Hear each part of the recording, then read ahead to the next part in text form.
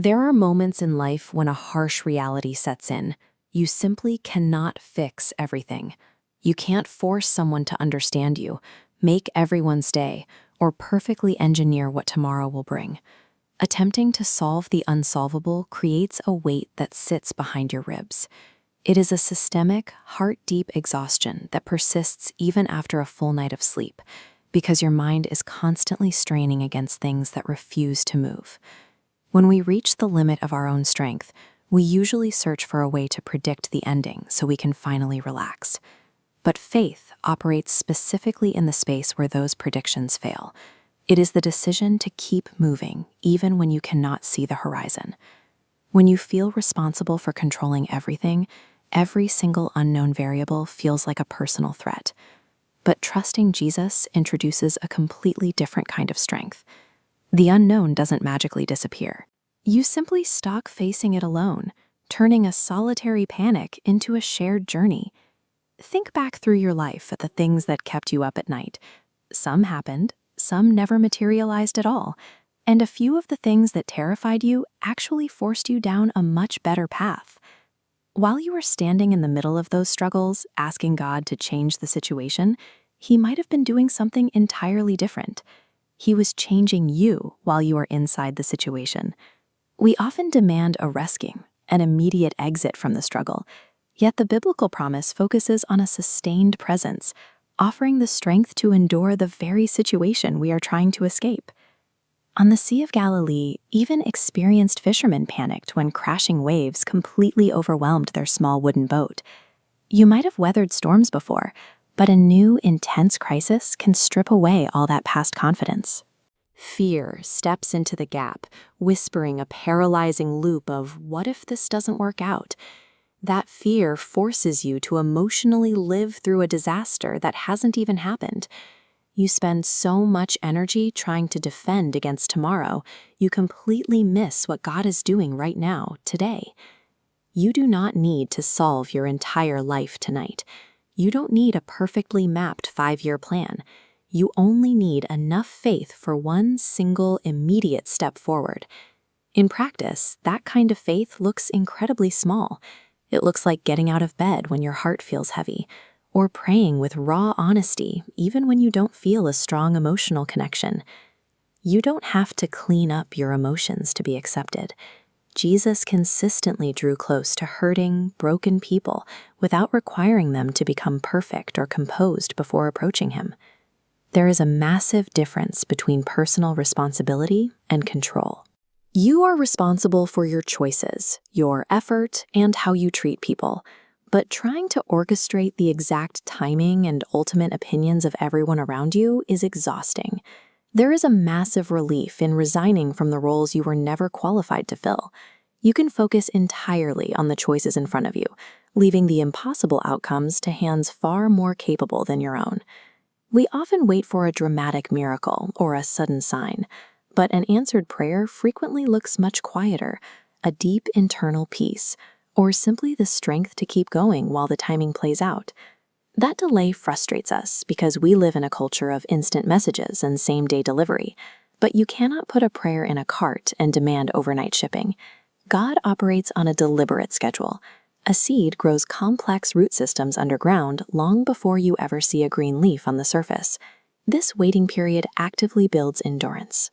If you receive a massive opportunity before developing the patience and humility required to handle it, that blessing can quickly become a destructive force in your life. Spiritual waiting is never wasted time.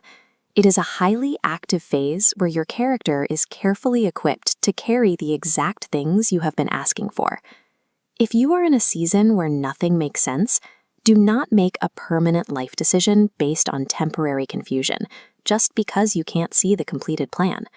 Looking at this diagram, human limitation only lets us see one frustratingly closed door, but zooming out to a divine perspective reveals a vast, interconnected network of open pathways and necessary protections. Acknowledging that larger plan doesn't mean pretending your current pain isn't real. Genuine faith easily accommodates tears, deep disappointment, and confusion without demanding that you deny the reality of the storm. take a moment to systematically transfer the weight. Place your future, your family, your finances, your lingering fears, and your unanswered questions entirely into His hands. Trusting Jesus does not mean sitting around doing nothing. You still apply for the job, you still apologize when you're wrong, and you still work hard. You just do it without believing the outcome depends entirely on your shoulders. Ultimate peace isn't found by memorizing a map of the entire road ahead. It is found by stepping forward into the unknown, anchored by the absolute certainty of who is walking beside you. It is easy to trust God when the bills are paid, your family is healthy, and your relationships are thriving. Praising God is simple when everything goes your way, and absolutely nothing changes. What do you do when you knock, but the door stays shut? Anyone can claim they trust God when they already know the outcome. Real trust is entirely different. It only activates in the dark, when the hardest prayer you can pray is admitting you have no idea what is going to happen, but choosing to trust Him anyway. Choosing to stop playing God over your own life requires more energy than trying to fix the unfixable. You are walking away from the control panel of things you were never designed to operate. Eventually, the exhaustion of trying to force a door open reveals a hard truth. We have been trying to manage a world that doesn't belong to us. We struggle because we are demanding authority over outcomes we were never built to handle. You might have been holding on to something for years, a specific career path, a certain financial goal, an apology you never received, or a version of your life that simply never happened. Every day you might ask, "Why didn't God give me this?" But the prayer eventually has to shift. Instead of demanding answers, you ask for the strength to let go of what isn't meant to be. There is a subtle difference between wanting God's will and wanting God's approval for our own will. Asking God to bless your plan is maintaining control. Asking Him to change your plan if it is wrong is surrender. Surrendering these deeply held plans hurts. Emotionally and physically, it feels like losing a lifeline when you have to release something you thought you needed to survive. But often, you look back and realize the truth. The thing you thought you couldn't live without was actually the exact weight holding you back. Consider Joseph in the Bible. He started with vivid dreams of a bright, successful future. Yet, his life rapidly devolved into a series of unjust tragedies. He was betrayed by his own family, sold into slavery, taken far from his home, falsely accused of a crime, and thrown into prison. If Joseph had evaluated God's faithfulness based solely on that one terrible chapter, his story would appear to be a total disaster. Your current chapter isn't your final chapter either. You might be navigating a period of grief, dealing with unemployment, or feeling like you are falling behind your peers. Those feelings are valid. But comparing your chapter 3 to someone else's chapter 15 is a trap, heavily accelerated by social media.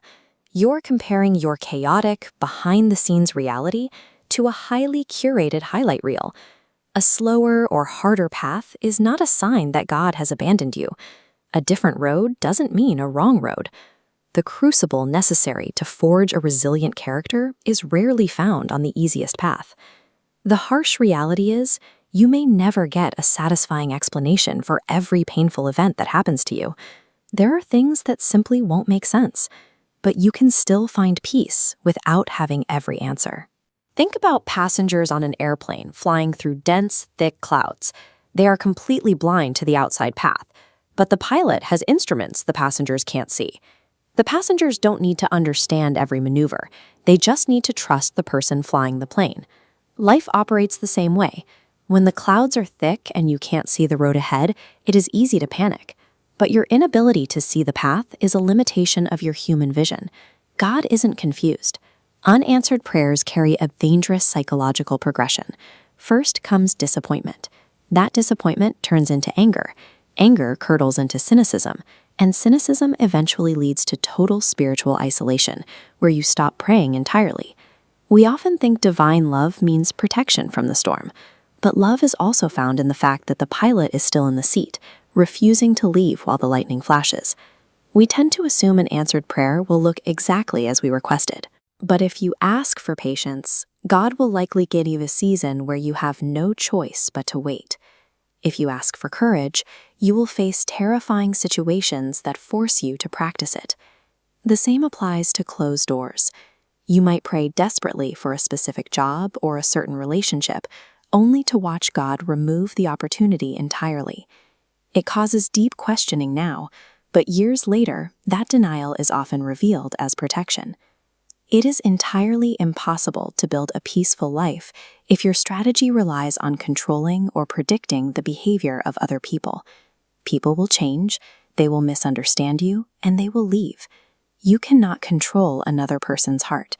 Your responsibility has a strict boundary. Your only job is to control your own responses, your character, your choices, your integrity, and your faith. Obsessing over unpredictable variables and the actions of others simply exhausts you. It drains the exact energy you need to be faithful to the tasks standing directly in front of you today. Faithfulness today is built on small, actionable decisions. It might mean applying for that job, getting serious about your finances, forgiving someone, or simply turning off your phone to rest and pray. Real change accumulates in silence. You don't wake up one morning with a new life. You wake up and make one quiet choice to trust, then another, until those choices become a path. If you are struggling right now, hear this. You are officially relieved of the burden to know how your life story ends.